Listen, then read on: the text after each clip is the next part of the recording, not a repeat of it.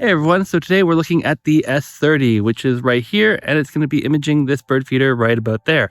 This is at the minimum 6 meter focus distance. Maybe it's a little bit more than 6 meters, but it is actually autofocus on there. I will show you a clip of it autofocusing in a second here.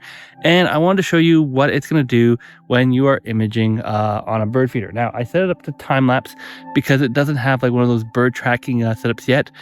ZW and SeeStar are apparently working on a whole bunch of additional improvements. The focus of this unit is obviously towards doing astrophotography, but as you can see, I've got some clouds today, so I decided let's do this because the clouds aren't going away tonight, and we are going to be imaging some birds. Because the S30 can actually be used to image birds. Now, bird feeders, etc., those with backyard bird feeders, this is definitely something to consider as long as you have that 6 meter minimal focus distance.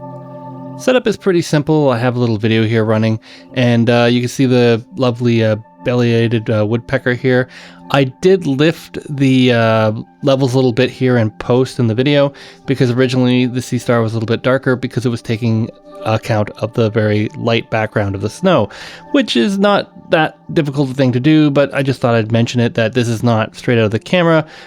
You saw that a little earlier when the autofocusing, so I just boosted those levels. And you can see here that you have, you know, the birds are quite happy to have some food, and it does a good job. There is enough wiggle room for when this is all waving that the birds are still relatively in focus. And if you want to, you could take photos, but the reality is the photos are going to be pretty much the same thing as the screen capture, say, from this video, which I can show you here.